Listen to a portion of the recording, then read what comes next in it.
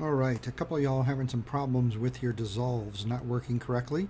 So when you did a dissolve, it either didn't put it in or it said there were insufficient frames. So the reason you were having that problem is because you didn't leave enough. In editing, it's called handle. So when I go to one of these clips, the part before, like if I mark, the reason I marked my endpoint in a little bit, it uses this part of the clip, the part of the clip you don't see, to make the dissolve. So you have to have two overlapping tracks. So think if I have track one and I use the last frame of that track, and then the next track coming to it, I use the first frame, they're like buttered up against each other. There's no overlapping part to make that dissolve. So you actually have to have part of the clip, like I wouldn't either use the end of the clip. So actually I'm not using the end of this clip. So this part of the clip would be used of the first clip, and in the beginning of the next clip they overlap. That's where the dissolve happens, and you can make a dissolve as long as you have overlapping clips.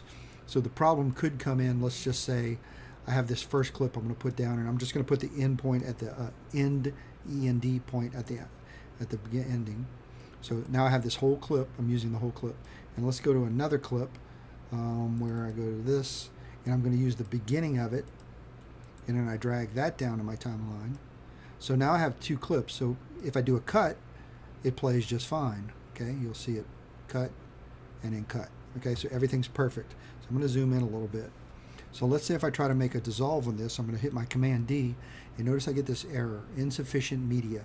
The transition will contain repeated frames. So I hit OK, but we don't want that because it's moving video. So what it does is it freezes it and it just repeats it. Okay, so you notice the waves stop moving.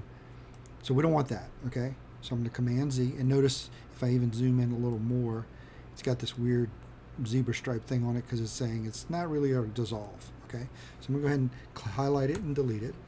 So the way to make this work is I'm going to go ahead and get rid of both these clips on the timeline. So same exact thing. So this, my first clip is the aerial paddle borders. Okay, so I'm just going to come in a little bit and put my out point. So I'm going to use this part of the clip to make my dissolve. So when I drag this down to the timeline, sorry, wait, let me slash, make sure I got it. I hit the slash key, and I'll just put it at the beginning. Okay, so now I have that clip. Now I'm going to go to my Chase Loungers, and I'm going to go in a little bit and mark an in. Okay, now I'm going to drag this one down here. Okay, so now the same clip, two clips. So you got the cut, that works fine. And then when I zoom in a little bit, I'm going to highlight this and hit my Command D, and notice it makes the dissolve, no errors, because this clip, this Chase Loungers, is actually, think of it as like kind of underneath this ice bird clip, and then this one's kind of over this Chase, and it uses the overlapping parts of the clips to make that dissolve. So now the dissolve plays fine, no still frames, no repeating frames or anything. All right, hope that clears that up. So basically when you're marking your clips, never use the very beginning of the clip unless you absolutely have to, or if you're only making cut edits, it doesn't matter. But always mark an in, and then at the end you would want to go and mark outs.